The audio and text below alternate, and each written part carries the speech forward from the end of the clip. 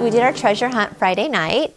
And if you don't know what a treasure hunt is, it's basically we're kind of just take what we're doing here and we take it out to the streets. And so we went down to Main Street, and we had a small team. There was 5 of us. Okay, we're going to be like the stealth SEAL team. We're going in small, but we're going to be powerful, you know. And we actually did the prophetic cards as like we did last week. And we took some time and just kind of wrote some things out on some cards that we felt like were going to be for people we'd encounter that night. And we had some really powerful encounters. With just a young man selling us hot dogs.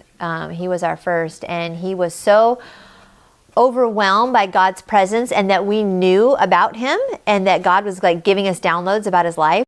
With me giving him this card, and he was like, and I told him what I felt like the card meant for him, and then he's like, oh my gosh, I don't even know what to say, like that's exactly what I need right now. It's where I'm at. Then Byron comes in with, you know, or no, Emily, I forget. We were all like flowing that night. You came in behind me, right? Yeah, because I heard something for him while he's in school for music, and he makes his own music. He has, I think, music on YouTube, on SoundCloud, and on like Google Music and stuff. And he was showing us his music and everything. He was like, yeah, I'm really passionate about it. And I just told him that I felt like God wanted to use him through that, and that he's just like really proud of what he's doing and all that. And he was so overwhelmed. He was like, I wish my daughter was here right now to see this. And that was like so he's making your hot dog, and what do you just like, did you get like the thought, like music, or how did it come? First I just like, I feel like when it comes to going out in public, God always just like, to people that I don't know, God always overwhelms me first with his love for them. And that's what I felt at first. I kind of looked at him with just like God really loves him. And then I was just kind of like zoning in on him. And then I don't know, it was kind of like a feeling, and it was just like, it wasn't really a word. It was just like, I saw like he represented music is kind of what I'm saying. Yeah. And you've been practicing and stepping out more, so you're getting more confident in that. So that would also be a word of knowledge, God giving you download on someone's like passions, what they're gifted at, what they're passionate about. So was exciting. And then Byron came up behind us and just Byron was prophesying over him, because Byron told him what he felt in his heart from God about where the guy was going to go with his music. And the guy was like, that's exactly what's in my heart already. So it was really cool. And then from there, we ended up ministering just to a group of teenagers, well, adult teenagers. They were 18 and up. And they looked like teenagers. Yeah, sweet, like just sweet kids, you know. They had all just kind of gotten out of rehab, and they were all just kind of down there celebrating. They're still in rehab. Oh, they're still in rehab. They're still in rehab, but they... We were able to really draw these kids into an encounter with God, and they were basically almost lining up for their turn. It was crazy. They were hearing from God like that, and they didn't have the vocabulary. They don't have the Christianese, and the guy was like, that's creepy. Like, because they didn't know, they didn't have context for, like, God was literally speaking to him and calling out the things that he loves and calling out things about his future. And it wasn't me. I would just tell him, why don't we ask Jesus, like, what is it about you? Ask Jesus what he thinks about your future. And he was getting super direct words that were messing him up in a good way. Yeah. And then this was the one guy, and then Byron comes up behind. Byron had been elsewhere and was kind of praying into a word for the guy I was with. And Byron just comes and prophesies and downloads over this guy. And the guy was like overwhelmed. And when he went back over to his friends, he was like... He didn't know I was there. So he was like, that was creepy. Like, that was really weird. And then they were like, why? And he was like, because that's not something that they can just make up. Like, these people aren't playing. Like, this is not something that they can pull out of their butt. Like, and he was like, it was pinpoint things, like things that they couldn't have guessed. And he was just like super like, yeah. And it was like that for set. We didn't get to all of them because there was only 5 of us. We were like, man, if we would have had more people out here, we could have got to all of them. But we spent probably an hour and a half with them, and literally they would say, can you do this with my friend? And I turn around and she's waiting there like this. Yeah. I mean, they were just waiting and hearing from God.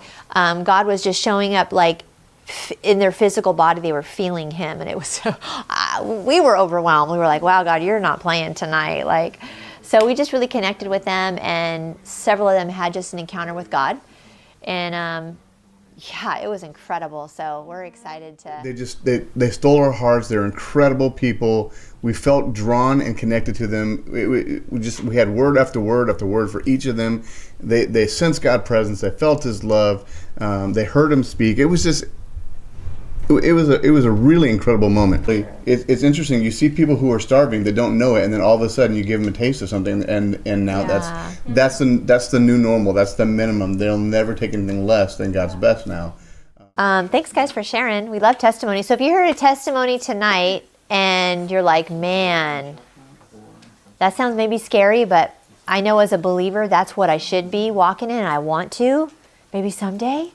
Now, testimony it means to do it again. So if you hear a testimony, I am God's favorite, but so are you. So it's okay to say that. Like, He's not a respecter of persons. That means He doesn't play favorites. So if He wants to move that way in my life and in Emily's life and Dominique's life and Byron's life and whoever else shared tonight, please know He wants to do it in your life too. So if you hear a testimony and you're like, man, I want a word of knowledge. Like, okay, Jesus, you don't play favorites. So I'm going to start going after words of knowledge for people.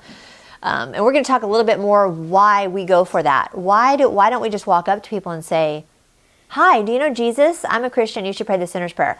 There's a whole reason why we don't do that anymore.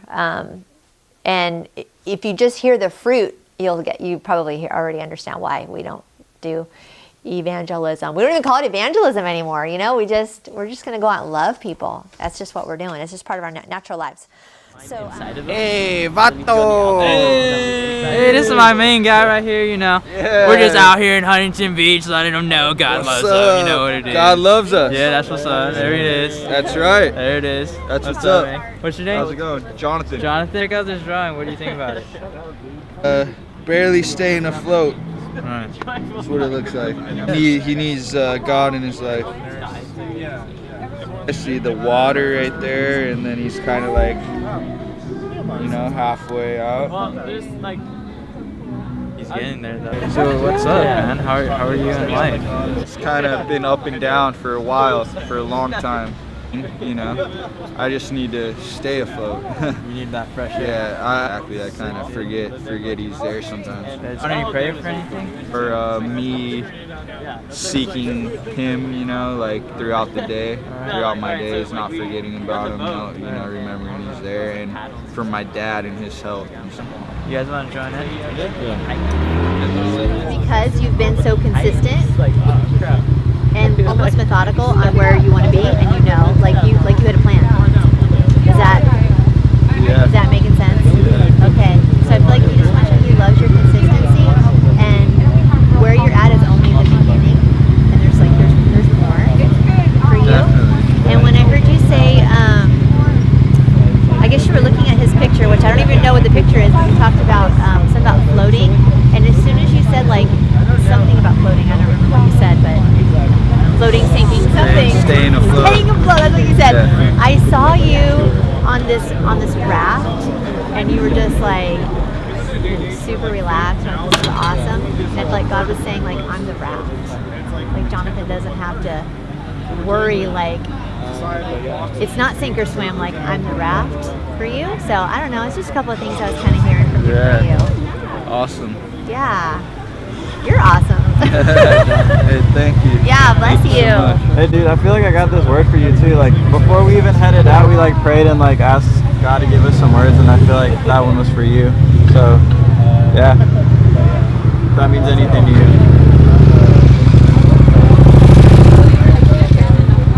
Yeah, man. Cool. Awesome. Crazy. Known and loved, dude. Yeah. Known and loved. G.I.G. Yeah. Yeah. God is good. good. Yeah. G.I.G. Yeah. G.I.G. Yeah, dude. I like that. Yeah. You'll see.